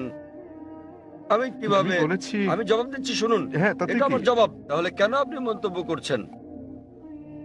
দয়া করে বলুন স্যার, দয়া করে বোঝার চেষ্টা করুন। আমাকে আপনার উত্তর বলুন। আমার উত্তর শুনলে আপনি বুঝতে পারবেন, অন্যথায় লাখ লাখ মানুষ বুঝলেও আপনি একই প্রশ্নই করে যাবেন। আমি একজন চিকিৎসক। এক ব্যক্তি একা দুটো বিষয়ের প্রতি মনোযোগ দিতে পারে না। উত্তর শুনুন, উত্তর দেওয়া হলে আর সমস্যা থাকবে না। তাহলে আপনাকে বুঝতে হবে আপনি মানবতার কথা বলছেন। আপনি প্রথমেই বলেছেন আমার ধর্ম জানতে চাইবেন না, পরে আপনি বলছেন আমি মানবতার পক্ষে। সর্বপ্রথম আপনি আপনার দৃষ্টিভঙ্গি শনাক্ত করতে লজ্জিত, তারপর আপনি মানবতার কথা বলছেন। আমি আপনার কাছে জানতে চাই মানবতা নামের বইটি কে লিখেছেন? এরকম কোনো বই আছে কি? মানবতার কোনো দিক নির্দেশনা আছে? আমি আপনাকে বলছি, ভালো মানুষ না হয়ে একজন মুসলমান ভালো মুসলমান হতেই পারে না। সব ধর্ম বলে না। আমি বলার জন্য দুঃখিত যে আপনি অন্যান্য ধর্মগ্রন্থ অধ্যয়ন করেননি। আমি আপনাকে বলতে পারি, আমি উদ্ধৃতি দিতে পারি বেদ থেকে, অন্য হিন্দু ধর্মগ্রন্থ থেকে, বাইবেল থেকে উদ্ধৃতি দিতে পারি যেগুলো মানবতার বিরুদ্ধে যায়। আমি অন্য ধর্মের সমালোচনা করতে আসিনি। যদি আপনি কোনো ধর্ম অধ্যয়ন করে না থাকেন তাহলে দয়া করে এমন কিছু বলবেন না যে ব্যাপারে আপনার জ্ঞান নেই। কোরআনে বলা হয়েছে ফাসআলু আহলে যিকরি ইন কুনতুম লা তা'লামুন। সূরা নাহল অধ্যায় 16 আয়াত নাম্বার 43, সূরা আম্বিয়া অধ্যায় 21 আয়াত নাম্বার 7। আপনি তুলনামূলক ধর্ম বিষয়ের ছাত্র নন, তাই না জেনে কোনো মন্তব্য করবেন না। আমি বাইবেল থেকে উদ্ধৃতি দিতে পারি যা মানবতার বিরুদ্ধে। আমি আপনাকে চ্যালেঞ্জ করছি, কোরআন থেকে এমন একটা আয়াত বের করেন, নবী মুহাম্মদ সাল্লাল্লাহু আলাইহি সাল্লামের এমন কোন বাণী বের করেন যা মানবতার বিরুদ্ধে যায়। সুতরাং এমন কথা বলবেন না সব ধর্মে বলা হয়েছে। দুঃখিত, আপনার জানাশোনা বড়ই দুর্বল। আমি আপনাকে যা বলার চেষ্টা করছি, মানবতা মানে ঠিক আছে, আপনি কেবল স্ট্যান্ডার্ড 2-3 তে আছেন। আর আমি যা বলছি তা কেবল স্কুল পাস নয়, কেবল স্নাতক পাস নয়, বুঝতে হবে স্নাতকোত্তর পাস হতে হবে আপনাকে। ইসলাম মানে উচ্চ পর্যায়ে, কেবল মানবতার কোনো পর্যায় নেই। ভালো মানুষ না হলে কোনো মুসলমান ভালো মুসলমান হতে পারবে না। আমি আপনাকে চ্যালেঞ্জ করছি, ইসলামের এমন একটা দিক আপনি বলতে পারেন যা মানবতার বিরুদ্ধে যায়। যৌক্তিক পটভূমি, যৌক্তিক কারণ আপনার জানা না থাকতে পারে ইসলাম কেন এমন অনুশাসন জারি করলো, আর আপনি ভাবতে পারেন সেটা মানবতার বিরুদ্ধে। ঠিক যেমন আপনারা বলেন ডাক্তার আমাকে ইঞ্জেকশন দিচ্ছে, ইঞ্জেকশনে যন্ত্রণা দিচ্ছে, ওই ইঞ্জেকশন তো আপনার ভালোর জন্য। আপনারা বলেন ডাক্তার আমার পেট কেটে ফেলেছেন, তিনি তো পেট কেটেছেন আপনার জীবন বাঁচানোর জন্য। সুতরাং ডাক্তার যা জানেন আপনি তা জানেন না। যদি আমার জন্য দুটো পছন্দ থাকে, স্ট্যান্ডার্ড 2 কিংবা 3 পাস করা অথবা স্নাতকোত্তর কোর্স করা, সেক্ষেত্রে আমি স্নাতকোত্তর কোর্সই করব। কেন মাত্র স্ট্যান্ডার্ড 2-3? মানবতা ভালো, কিন্তু ইসলাম তার চেয়ে অনেক বেশি ভালো। আপনার প্রশ্নের ব্যাপারে বলতে গেলে, আমি মুসলিম পরিবারে জন্ম নিয়েছি বলে আমি ইসলামকে অনুমোদন করছি। আমি আপনাকে বলছি, আপনাকে চ্যালেঞ্জ করছি, যদি কেউ আমাকে প্রমাণ দিতে পারে অন্য যে কোনো ধর্ম, আমি প্রধান ধর্মগুলোর বেশিরভাগই অধ্যয়ন করেছি, এবং আমার মনে হয় ইসলাম সবচেয়ে যুক্তিগ্রাহ্য, মানুষের সবচেয়ে সেরা ধর্ম, মানবতার। এটাই একমাত্র ধর্ম যাতে মানবতার জন্য সমাধান রয়েছে। আল্লাহ বলেন সূরা আলী ইমরান অধ্যায় নম্বর 3 আয়াত নম্বর 19, إن الدين عند الله الإسلام। সর্বশক্তিমান ঈশ্বরের কাছে একমাত্র গ্রহণযোগ্য ধর্ম ইসলাম। আর আপনার জানার জন্য বলছি, আপনার যুক্তি অত্যন্ত নাজুক। আপনি কি জানেন আমাদের 30 জনেরও বেশি আলেমের মধ্যে যারা বিশ্বের বিভিন্ন দেশের নাগরিক, তাদের 10 জনেরও বেশি মুসলিম পরিবারে জন্মগ্রহণ করেননি? আপনি কি তা জানেন? আমি এটা উত্তর জানতে চাই আপনার কাছে। আপনি কি জানেন এই মঞ্চে বক্তৃতা দানকারী 30 জনের মধ্যে 10 জনেরও বেশি মুসলিম হিসেবে জন্মগ্রহণ করেননি? আপনি জানেন? হ্যাঁ, আমি হতে পারি আমি বলছি। আপনাকে জিজ্ঞেস করছি, আপনি কি তা জানেন? না, আমি হ্যাঁ তা অথবা জানি না না। বলেন। তাহলে আপনার পুরো যুক্তি তো অসার। বিশ্বের বিভিন্ন দেশের 30 জন বক্তার মধ্যে 10 জনের বেশি আমেরিকান, 4-5 জন কানাডার, কয়েকজন ইউকের, মালয়েশিয়ার আছেন, সৌদি আরবের, সংযুক্ত আরব আমিরাতের, সোমালিয়ার এবং সুদানের বক্তা রয়েছেন। এবং এদের মধ্যে 10 জনেরও বেশির জন্ম অমুসলিম পরিবারে। তারা বেড়ে ওঠার পর কেউ কিশোর বয়সে গ্রহণ করেছেন ইসলাম, কেউ 20-এর কোঠায় গ্রহণ করেছেন ইসলাম, কেউ বা 30-এর কোঠায় গ্রহণ করেছেন। আর আল্লাহ তাদের হেদায়েত দান করেন, তারা নিজেদের পছন্দে মুসলিম হয়েছেন। সুতরাং আপনার যুক্তি মুসলিম পরিবারে জন্মগ্রহণের কারণে আমি ইসলাম পছন্দ করি, এইসব লোক জন্মগ্রহণ করেননি মুসলিম পরিবারে। তারা খ্রিস্টান পরিবারে জন্মেছেন, তারা অমুসলিম পরিবারে জন্ম নিয়েছেন, তারা ইসলাম পছন্দ করেছেন। কেন? কারণ তারা অধ্যয়ন করেছেন, তারা অন্যান্য ধর্ম অধ্যয়ন করেছেন এবং বুঝতে পেরেছেন ইসলাম জীবনের শ্রেষ্ঠ পন্থা। আমি আপনাকে অনুরোধ করছি, আপনি মানবতা সম্পর্কে পড়েন, ইসলাম সম্পর্কে জানেন এবং বের করতে চেষ্টা করেন ইসলামের কোন বিষয়টা মানবতার বিরুদ্ধে যায়। তাহলে আপনি জানতে পারবেন সবচেয়ে ভালো ধর্ম। আমি আপনার ধর্ম সম্পর্কে জিজ্ঞেস করছি না, আমি আপনাকে সর্বোত্তম ধর্মটা গ্রহণ করতে বলছি। এবং জীবনের সর্বোত্তম পথ, মানবতার একমাত্র সমাধান হচ্ছে ইসলাম। ধন্যবাদ। হ্যাঁ বোন, পেছনের দিকে। আসসালামু আলাইকুম। আমার দুটি প্রশ্ন আছে। প্রথমটি হচ্ছে, মুসলমান মেয়েরা ইসলাম ধর্ম অনুসরণ করে কেন অমুসলিমদের বিয়ে করতে পারে না? আমার আরো একটি প্রশ্ন আছে, ইসলামে এটা সিদ্ধ যে একজন পুরুষ 4 বার বিয়ে করতে পারেন। দ্বিতীয় বিয়ের ক্ষেত্রে প্রথম স্ত্রীকে কি জানাতে হয়, নাকি না জানিয়েই দ্বিতীয় বিয়ে করা যায়? বন্ধুটা প্রশ্ন করলেন, তিনি প্রশ্ন করলেন, প্রথম প্রশ্নটা হচ্ছে তার জানা মতে ইসলামে এটা আবশ্যক যে দ্বিতীয় স্ত্রী গ্রহণের আগে প্রথম স্ত্রীর অনুমতি নিতে হয়। এবং তার প্রথম প্রশ্নটা হচ্ছে যে ইসলামে কেন একজন পুরুষ অমুসলিম কোনো মেয়েকে বিয়ে করতে পারে না। আপনার প্রথম প্রশ্ন দুঃখিত, অনুযায়ী প্রশ্নটি এরকম যে মুসলিম পরিবারে জন্মগ্রহণকারী একটি মেয়ে কোনো অমুসলিমকে বিয়ে করে ইসলাম ধর্ম অনুসরণ করতে পারে কিনা। মুসলিম পরিবারে জন্মগ্রহণকারী কোনো মেয়ে কেন অমুসলিম পুরুষদের বিয়ে করে ইসলাম ধর্ম অনুসরণ করতে পারে না? কারণটা হচ্ছে এটা আমাদের স্রষ্টা আল্লাহ সুবহানাহু ওয়া তাআলার নির্দেশের বিপরীত। আল্লাহ বলেছেন পবিত্র কোরআনে সূরা বাকারা অধ্যায় নম্বর 2 আয়াত নম্বর 221 যে তোমরা মুশরিককে বিয়ে করো না যতক্ষণ না সে ঈমান আনে, মূর্তি পূজারীকে বিয়ে করো না, অবিশ্বাসীকে বিয়ে করো না যতক্ষণ না সে ঈমান আনে।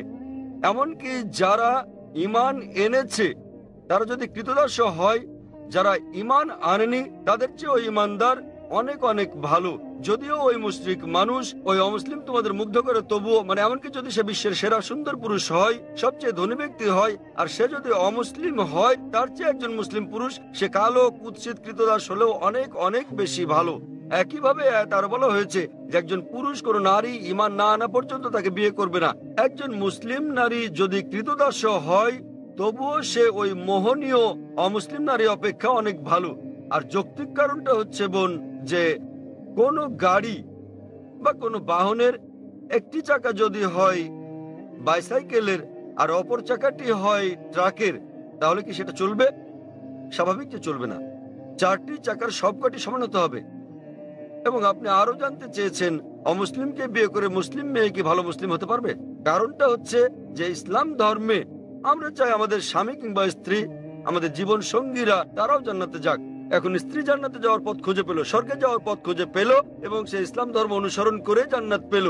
তাকে অনুসরণ করতে হবে কোরআন এবং সহিহ হাদিস। এখন ভাবুন তো, যখন স্ত্রী জানতে পারলো যে সে জান্নাতে যাচ্ছে এবং তার স্বামী যিনি প্রতিমা পূজা করছেন, যিনি ইসলাম ধর্ম বিশ্বাস করেন না, তিনি যাচ্ছেন দোজখে। পরকালের জীবনের তুলনায় বোন এই জীবন খুবই ছোট জীবন। এই জীবনে বোন আপনি হয়তো স্বামীর সঙ্গে 20 বছর, 30 বছর, 40 বছর, 50 বছর কাটাবেন, 60 বছর। পরকালের জীবন হলো অনন্ত জীবন। তাহলে সেই মহিলা তো স্বার্থপর। একজন ভালো মুসলিম বা ভালো মুসলিমা, একজন ভালো মুসলমান পুরুষ কিংবা নারী চাইবেন তার জীবন সঙ্গী, তার স্বামী কিংবা স্ত্রীও জান্নাতে যাক। সুতরাং এটাই কারণ, এজন্যই স্বামী এবং স্ত্রী দুজনেরই মুসলমান হওয়া জরুরি। আপনার দ্বিতীয় প্রশ্নের ব্যাপারে বলি, মুসলিম পুরুষের দ্বিতীয় স্ত্রী গ্রহণের আগে প্রথম স্ত্রীর অনুমতি নেয়ার বাধ্যবাধকতা আছে কি না।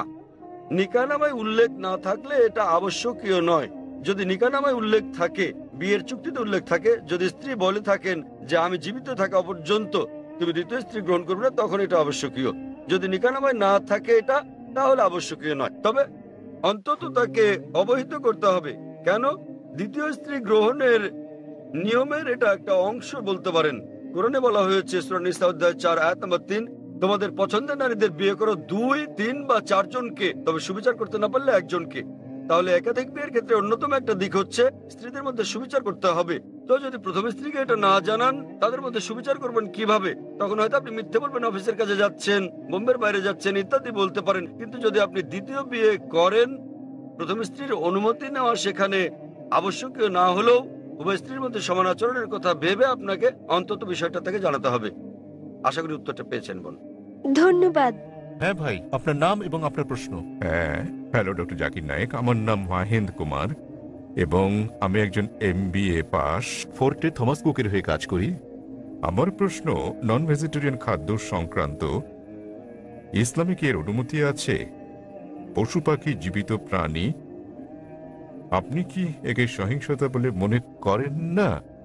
আমার দ্বিতীয় প্রশ্ন, নন ভেজ খাদ্য গ্রহণ কি ইসলামে বাধ্যতামূলক এবং প্রকৃত নিরামিষভোজী ব্যক্তি কি ইসলাম অনুসরণ করতে পারেন? ভাই মহেন্দ্র কুমার খুব সুন্দর একটা প্রশ্ন করেছেন। তিনি বললেন যে ইসলামে আপনারা ননভেজ খাবার খাবেন, আপনারা প্রাণী হত্যা করবেন। কেন ইসলাম ধর্ম প্রাণী হত্যা করার অনুমতি দেয় এবং একজন মুসলমান কি প্রকৃত নিরামিষভোজী হতে পারেন? ভাই, এই প্রশ্নের উত্তর দেওয়ার আগে আমি আপনাকে বলতে চাই, একজন মুসলমান প্রকৃত নিরামিষভোজী হয়েও খুব ভালো একজন মুসলমান হতে পারেন। এটা বাধ্যতামূলক নয় ইসলামে যে আপনাকে ননভেজ খেতেই হবে, এটা বাধ্যতামূলক নয়। তবে যেহেতু কোরআনে আল্লাহ বলেছেন এবং আমাদেরকে অনুমতি দিয়েছেন ননভেজ খাদ্য গ্রহণের জন্য, সূরা মাইদা অধ্যায় 5 আয়াত 1 এখানে বলা হয়েছে যে তোমরা চতুষ্পদ জন্তু খাও যা তোমাদের জন্য হালাল করা হয়েছে। সূরা নাহল অধ্যায় 16 আয়াত 5 উল্লেখ করা হয়েছে যে তোমরা গো মহিষাদের মাংস ভক্ষণ করতে পারো। সূরা মুমিনুন অধ্যায় 23 আয়াত 21 বলা হয়েছে যে গো মহিষাদের উদরস্থিত বস্তু থেকে আমি তোমাদের পান করাই, এর মধ্যে তোমাদের উপকার রয়েছে এবং তোমরা এদের মাংস ভক্ষণ করতে পারো। সুতরাং যখন সর্বশক্তিমান ঈশ্বর হালাল প্রাণীর মাংস ভক্ষণ করার অনুমতি দিয়েছেন, তখন আমরা কেন খাবো না? এখন যৌক্তিক কারণের দিকে আসি, কেন ইসলাম আমিষ ননভেজ খাদ্য গ্রহণের অনুমতি দিয়েছে। যদি ননভেজ খাদ্যকে বিশ্লেষণ করা হয়, দেখা যাবে এগুলো প্রোটিন সমৃদ্ধ। মানব দেহে 23 প্রকার অ্যামিনো অ্যাসিডের প্রয়োজন রয়েছে, যার 8টি মানব দেহে তৈরি হয় না, খাদ্য দিয়ে এগুলোর চাহিদা মেটাতে হয়। এগুলো অত্যাবশ্যকীয় অ্যামিনো অ্যাসিড নামে পরিচিত। এখন এই 8 প্রকার অত্যাবশ্যকীয় অ্যামিনো অ্যাসিডের সবগুলো কোনো শাকসবজির মধ্যে একসঙ্গে পাওয়া যায় না, কেবলমাত্র মাংসের মধ্যে পাওয়া যায়। সেজন্য কোনো প্রাণীর মাংস শাকসবজির তুলনায় অধিক বেশি পুষ্টিকর। এছাড়াও যদি আপনি বিশ্লেষণ করেন, যদি আপনি তৃণভোজী প্রাণীদের দাঁতগুলো ভালো করে দেখেন, যেমন গরু, ছাগল, ভেড়া, এদের দাঁতগুলো চ্যাপ্টা, এরা কেবল তৃণভক্ষণ করে, মাংস খায় না। যদি আমরা ভালো করে দেখি মাংসাশী প্রাণীগুলোর দাঁত, যেমন বাঘ, চিতাবাঘ, সিংহ, দেখতে পাবো এদের দাঁতগুলো তীক্ষ্ণ, তাদের ক্যানাইন দাঁত আছে। এরা কেবল মাংস খায়, তৃণজাতীয় খাদ্য খায় না। যদি আমরা মানুষের দাঁতগুলো বিশ্লেষণ করি, আমরা আয়নার সামনে গিয়ে ভালো করে দেখি আমাদের মানুষের চ্যাপ্টা এবং তীক্ষ্ণ দু ধরনের দাঁতই রয়েছে। যদি সর্বশক্তিমান ঈশ্বর আমাদের কেবলমাত্র শাকসবজি খাওয়ানোর ইচ্ছে করতেন, তাহলে কেন তিনি আমাদের ক্যানাইন দাঁত দিলেন? কেন তিনি আমাদের তীক্ষ্ণ দাঁত দিলেন? কিসের জন্য? স্বাভাবিকভাবে বোঝা যায় প্রাণীজ খাবার খাওয়ার জন্য, মাংস খাওয়ার জন্য। এছাড়াও যদি আমরা মানুষের পরিপাকতন্ত্র বিশ্লেষণ করি, যদি আমরা এটাকে তৃণভোজী প্রাণীগুলোর সঙ্গে তুলনা করি, গরু, ছাগল, ভেড়া, দেখা যাবে এরা কেবল তৃণ হজম করতে পারে। মাংসাশী প্রাণী বাঘ, চিতাবাঘ, সিংহ, এদের পরিপাকতন্ত্র কেবল মাংসজাতীয় খাদ্য হজম করতে পারে, তারা তৃণ হজম করতে পারে না। মানুষের পরিপাকতন্ত্র দুটোই হজম করতে পারে। মানুষের আছে ক্ষুদ্রান্ত, বৃহদান্ত্র। এটা শাকসবজি হজম করতে পারে, মাংস হজম করতে পারে, দুটোই হজম করতে পারে।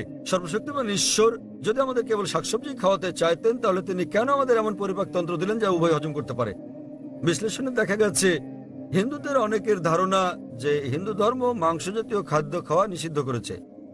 প্রকৃতপক্ষে যদি আপনি পড়েন, মনুস্মৃতিতে উল্লেখ আছে অধ্যায় নম্বর 5 শ্লোক নম্বর 30, সর্বশক্তিমান ঈশ্বর খাদ্য হিসেবে কিছু প্রাণীকে সৃষ্টি করেছেন আর কিছুকে করেছেন খাদক। যেসব প্রাণীকে খাদ্য হিসেবে সৃষ্টি করা হয়েছে সেগুলো খেলে কোনো পাপ হবে না। মনুস্মৃতি অধ্যায় 5 শ্লোক 31 বলছে যে সর্বশক্তিমান ঈশ্বর কিছু প্রাণী বলির জন্য সৃষ্টি করেছেন, তাদের জবাই করলে পাপ হবে না। মনুস্মৃতি অধ্যায় 5 শ্লোক 40 বলা হয়েছে যে বলিদানের পশু বলি দেওয়ার জন্য অনুমতি আছে, এটা ঈশ্বরের বিধান। সুতরাং হিন্দু ধর্মে প্রাণীর মাংস খাওয়ার অনুমতি আছে। বেদ ও অন্যান্য ধর্মগ্রন্থ পড়লে দেখবেন সাধু সন্তরা প্রাণীর মাংস খেতেন, এমনকি গরুর মাংস খেতেন। মহাভারত পড়লে দেখবেন অনুশাসন পর্ব অধ্যায় নম্বর 88, যখন পাণ্ডবরা একত্রে মিলিত হয়, যুধিষ্ঠির যিনি পাণ্ডবদের বড় ভাই, তিনি ভীষ্মকে জিজ্ঞেস করেন যে কোন খাদ্য আমাদের যজ্ঞে পূজায় দেওয়া উচিত যাতে করে আমাদের পূর্বপুরুষ সন্তুষ্ট হয়। তো ভীষ্ম উত্তর দিলেন যে যদি আপনি লতাপাতা গুল্ম শাকসবজি দেন তাহলে আমাদের পূর্বপুরুষেরা 1 মাসের জন্য সন্তুষ্ট থাকবে। যদি আপনি দেন মাছ তাহলে 2 মাস, যদি তাদেরকে মাংস দেন তাহলে 3 মাস, যদি খরগোশ দেন তাহলে 4 মাসের জন্য, যদি ছাগল দেন তাহলে 5 মাস, যদি লবণযুক্ত শুকরের মাংস দেন তাহলে 6 মাস, যদি তাদের পাখি দেন তাহলে 7 মাস, যদি হরিণ দেন তাহলে 8 মাস। এভাবে খাদ্য তালিকা ক্রমশ বড় হতে থাকে। বলা হয়েছে যদি মহিষ দেন তো 11 মাস, যদি দেন গোমাংস আপনি, তাহলে আমাদের পূর্বপুরুষেরা পুরো 1 বছর সন্তুষ্ট থাকবে। এবং যদি ছাগলের লাল মাংস কিংবা গন্ডারের মাংস দেন তাহলে তারা অনন্তকাল সন্তুষ্ট থাকবেন। সুতরাং হিন্দু ধর্ম মতে প্রাণীর মাংস খাওয়া কোনো পাপ নয়। হিন্দু ধর্মাবলম্বী অনেকে জীবিত প্রাণী হত্যা না করার অহিংস দর্শনে উদ্বুদ্ধ হয়ে মাংস খেতেন না, তারাও খেতে শুরু করেছেন। কিন্তু এমনকি এই অহিংস দর্শন, যেমন আপনি বলেছেন যে জীব হত্যা করা হচ্ছে পাপ, ভাই আপনি কি জানেন যে উদ্ভিদেরও প্রাণ আছে? আপনি কি এটা জানেন ভাই? জি।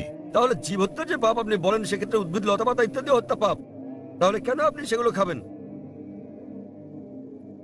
একমত, খুব ভালো। এছাড়াও এমন কিছু লোক আছে যারা বলে ঠিক আছে ভাই জাকির, আমি একমত যে উদ্ভিদেরও প্রাণ আছে, কিন্তু তারা তো ব্যথা অনুভব করে না, তাই উদ্ভিদ হত্যা করা জীবজন্তু হত্যা করার চেয়ে কম পাপ। যে বিষয়টা মনে রাখতে হবে তা হচ্ছে বিজ্ঞান আজ উন্নত, আমরা জানতে পেরেছি যে উদ্ভিদও ব্যথা অনুভব করে, কিন্তু উদ্ভিদের কান্না মানুষ শুনতে পায় না।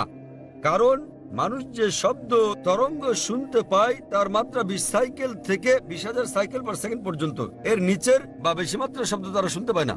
আমেরিকার এক কৃষক উদ্ভিদের কান্নাকে মানুষের শ্রবণ তরঙ্গে রূপান্তর করেছিলেন এবং উদ্ভিদগুলো কান্নাকাটি করলে পানি চাইলে তিনি বুঝতে পারতেন। আরেক ব্যক্তি এসে আমাকে যুক্তি দিয়ে বললেন, ভাই জাকির আমি আপনার সঙ্গে একমত যে উদ্ভিদের প্রাণ আছে এবং তারা ব্যথা অনুভব করে, তবে উদ্ভিদের 2টো ইন্দ্রিয় কম আছে প্রাণীদের ইন্দ্রিয় সংখ্যার তুলনায়। সুতরাং উদ্ভিদ হত্যা করা প্রাণী হত্যা করার চেয়ে অনেক কম পাপ। আমি আপনাকে জিজ্ঞেস করি ভাই, মনে করেন আপনার ভাই, আপনার বড় ভাই, তিনি জন্ম থেকেই বধির ও বোবা।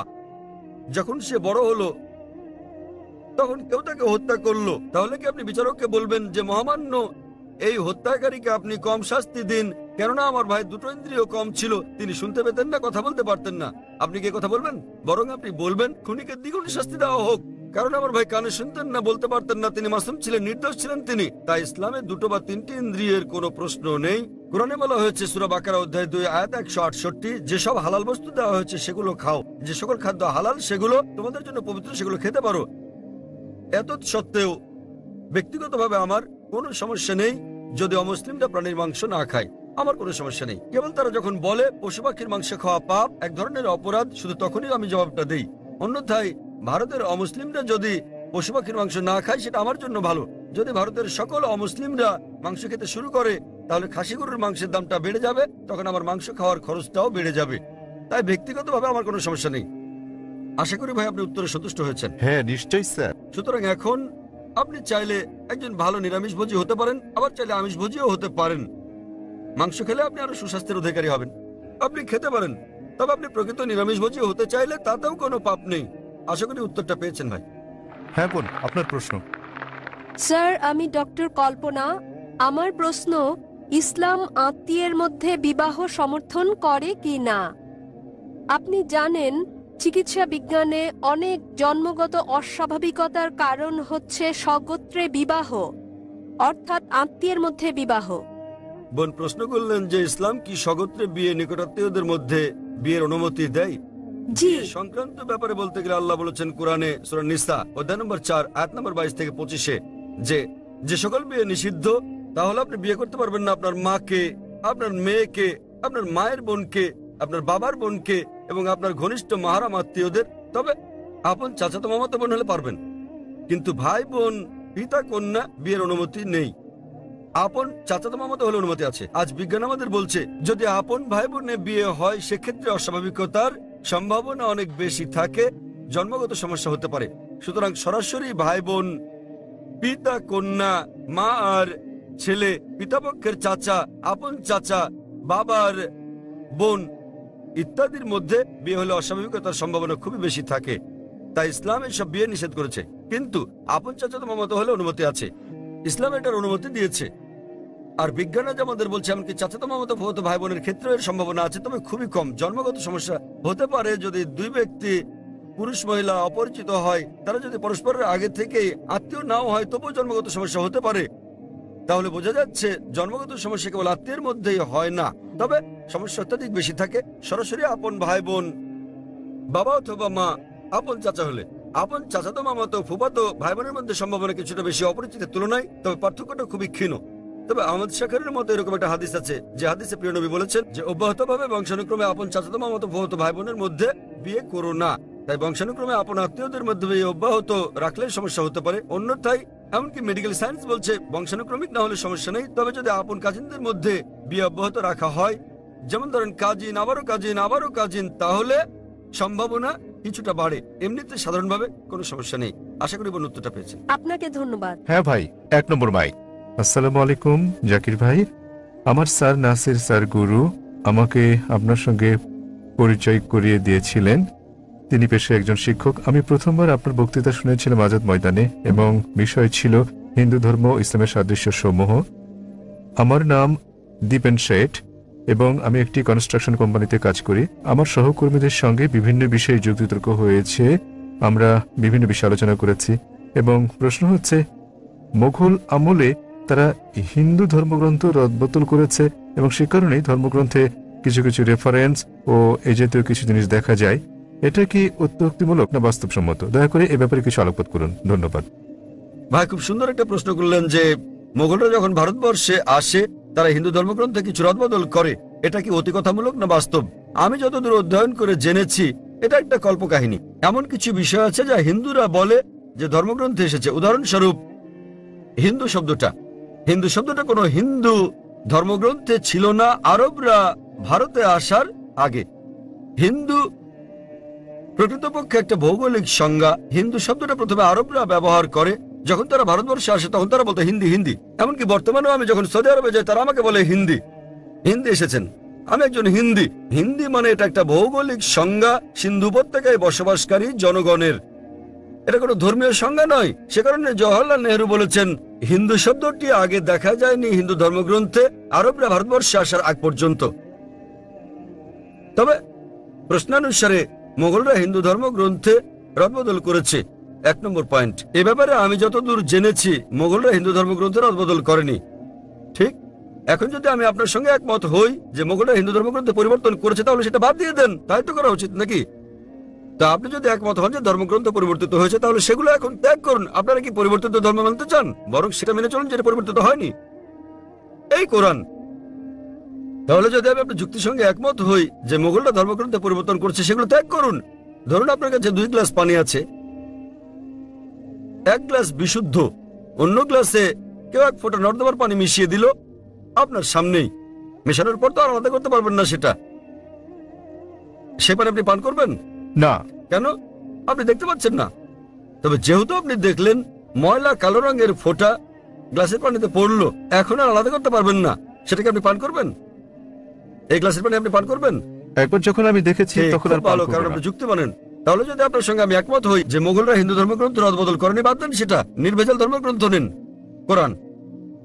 যদি আপনি বলেন হিন্দু ধর্মগ্রন্থ সমূহ পরিমার্জিত হয়নি, হিন্দু ধর্মগ্রন্থ বলছে, আপনাকে মানতে হবে কোরআন, নবী মোহাম্মদ সাল্লাল্লাহু আলাইহি ওয়াসাল্লামকে অনুসরণ করতে হবে। যদি তারা পরিমার্জন করে থাকে তাহলে সেটা বাদ দিয়ে কোরআন মেনে চলুন। আর যদি তারা পরিমার্জন না করে থাকে সেক্ষেত্রে এই ধর্মগ্রন্থে বলা হয়েছে আপনাকে এক ঈশ্বরে বিশ্বাস করতে হবে। আমি যার উদ্ধৃতি দিয়েছি, তাছাড়া ধর্মগ্রন্থে আরো বলা হয়েছে আপনাকে শেষ ও চূড়ান্ত বার্তাবাহক নবী মোহাম্মদ সাল্লাল্লাহু আলাইহি সাল্লামকে অনুসরণ করতে হবে।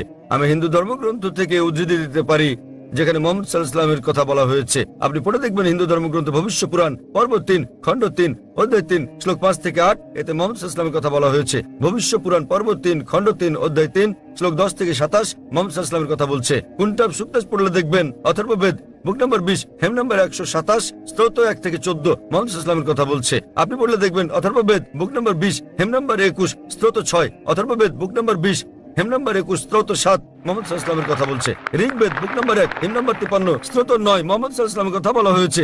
যদি পড়েন সামবেদ অগ্নি মন্ত্র নম্বর 64-তে মোহাম্মদ সাল্লাল্লাহু আলাইহি ওয়াসাল্লামের কথা বলা হয়েছে। এমনকি মোহাম্মদ সাল্লাল্লাহু আলাইহি ওয়াসাল্লামকে নাম ধরে উল্লেখ করা হয়েছে, তাকে বলা হয়েছে আহমদ, যার মানে যিনি প্রশংসা করেন। দেখুন সামবেদ উত্তরচিক মন্ত্র নম্বর 1500, সামবেদ ইন্দ্র অধ্যায় নম্বর 2 মন্ত্র নম্বর 152, যজুর্বেদ অধ্যায় নম্বর 31 স্তোত্র 18, ঋগ্বেদ বুক নম্বর 8 হেম নম্বর 6 মন্ত্র নম্বর 10, অথর্ববেদ বুক নম্বর 8 হেম নম্বর 5 মন্ত্র নম্বর 16, অথর্ববেদ বুক নম্বর 20 হেম নম্বর 126 মন্ত্র নম্বর 14। এমনকি তাকে উল্লেখ করা হয়েছে মোহাম্মদ নামে। তাকে বলা হয়েছে নরসংসা। নরসংসা মানে নর মানে মানুষ, সংসা মানে প্রশংসা, যিনি প্রশংসার যোগ্য, প্রশংসিত।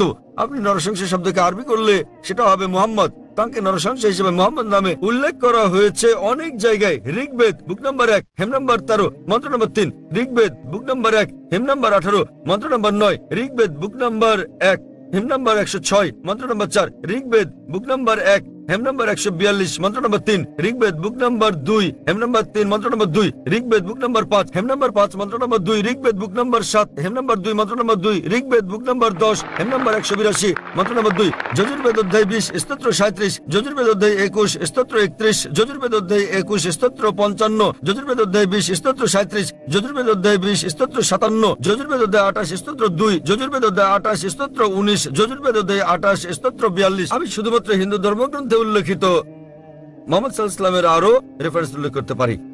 তাহলে আপনাদের ধর্মগ্রন্থ বলছে যে ঈশ্বর একজন, তোমরা কেবল তার উপাসনা করো এবং তোমাদেরকে অনুসরণ করতে হবে সর্বশেষ পয়গম্বরকে। এমনকি আপনাদের হিন্দু ধর্মগ্রন্থে বলা হয়েছে কল্কি অবতার, যা সর্বশেষ ও চূড়ান্ত নবী মোহাম্মদ সাল্লাল্লাহু আলাইহি সাল্লাম সম্পর্কে বলছে। বলা হয়েছে তার মায়ের নাম হবে সুমতি অর্থাৎ আমিনা, যা মোহাম্মদ সাল্লাল্লাহু আলাইহি সাল্লামের মায়ের নাম। হিন্দু ধর্মগ্রন্থে বলা হয়েছে তার পিতার নাম হবে বিষ্ণু ইয়াস মানে ঈশ্বরের গোলাম অর্থাৎ আব্দুল্লাহ, যা মোহাম্মদ সাল্লাল্লাহু আলাইহি সাল্লামের পিতার নাম। এতে বলা হয়েছে তিনি জন্মগ্রহণ করবেন সাম্বালাই, শান্তির স্থান অর্থাৎ মক্কায়। তিনি জন্মগ্রহণ করবেন মক্কার গোত্রপ্রধানের ঘরে। আর আমরা জানি তিনি জন্মগ্রহণ করেন কুরাইশ বংশে। তার 4 জন সঙ্গী থাকবে অর্থাৎ সাহাবীদের কথা বলা হয়েছে। আমি এরকম অনেক বলে যেতে পারবো এই কল্কি অবতার সম্পর্কে। তিনি আসবেন, তিনি হবেন সর্বশেষ পয়গম্বর নবী মোহাম্মদ সাল্লাল্লাহু আলাইহি সাল্লাম। আমি আপনার কাছে জানতে চাই ভাই, আপনি কি এক ঈশ্বরে বিশ্বাস করেন? হ্যাঁ। আপনি কি বিশ্বাস করেন যে প্রতিমা পূজা বলতে কিছু নেই? হ্যাঁ, আমি প্রতিমা পূজায় বিশ্বাস করি না। আজাদ ময়দানে আপনার বক্তৃতা শোনার পর থেকে। মাশাআল্লাহ। সুতরাং আপনি জানেন ওইসব ব্যাপারে আমার ধারণা স্পষ্ট এবং অনেক সময় ধরে আমি আপনার বক্তব্য শুনেছি, তাতে আমার মনে প্রশ্ন জেগেছে, আমি তার উত্তর জানতে চেয়েছি, তাই সেটা শুনতে তাহলে চেয়েছি। আপনি বিশ্বাস করেন যে নবী মোহাম্মদ সর্বশেষ ও চূড়ান্ত পয়গম্বর? হ্যাঁ, আমি লা ইলাহা ইল্লাল্লাহু মুহাম্মাদুর রাসূলুল্লাহ বিশ্বাস করি। মাশাআল্লাহ। হ্যাঁ। মাশাআল্লাহ। আমার ধারণা অনেক স্পষ্ট এবং মাশাআল্লাহ, আল্লাহ আপনাকে পুরস্কৃত করুন। আমি আপনাকে ধন্যবাদ জানাই অন্তর থেকে। আপনি ভালো কাজ করছেন, আমাদের মতো সব মানুষের ভুল ধারণা দূর করে মাশাআল্লাহ, দিচ্ছেন। আল্লাহ আপনাকে পুরস্কৃত করুন। এবং ইসলামে যে নিজের ইচ্ছাকে আল্লাহর কাছে সমর্পণ করে সেই মুসলিম। যদি আপনি নিজের ইচ্ছাকে সমর্পণ ঠিক করেন একদম আল্লাহর ঠিক কাছে। স্যার। আপনার বক্তব্যে বাধা দেওয়ার জন্য দুঃখিত। তবে যখন লোকেরা আমাকে প্রশ্ন করে কি আপনার ধর্ম কি, এবং আপনি জানেন আমি গুজরাটি ভাষায় কথা বলি, যখন তারা আমায় জিজ্ঞেস করে আমার ধর্ম কি, যখন আমি আপনার বক্তব্য শুনলাম, আপনি জানেন মুসলমানের সংজ্ঞা হচ্ছে যে ব্যক্তি আল্লাহ সুবহানাহু ওয়া তাআলার কাছে আত্মসমর্পণ করে, এবং সেই কারণে আমি তাদেরকে বলি আপনি জানেন আমি একজন মুসলমান। শুনে তারা আল্লাহ আপনাকে দুঃখ পায় বলে মনে হয়। আমি গুজরাটি ভাষায় কথা বলি, তাই তারা কষ্ট পায়। আমি ভালো করে জানি আপনি জানেন আমি মুসলিম অথবা সেরকম কিছু, কিংবা আপনি জানেন আমি মুসলমান পটভূমির পরিবার থেকে এসেছি, তাই আমি যেমন পরিবারে জন্ম নিয়েছি আমি তেমন। তথাপি আমি জানি কোনটি ঠিক, এবং আমি অধ্যয়ন করছি, এবং আমি আপনাকে বলছি আমি যা জানি ক্ষুদ্র পরিসরে তা প্রচার করি যতটা আমি পারি। ধন্যবাদ স্যার। ধন্যবাদ ভাই, আমি সত্যিকারেই আপনার প্রশংসা করি এবং আল্লাহ আপনাকে জান্নাত দান করুন। আপনার যে কোনো জিজ্ঞাসা, যে কোনো প্রশ্ন থাকলে আমাদের সঙ্গে যোগাযোগ করলে খুশি হব। আপনাকে অনেক ধন্যবাদ।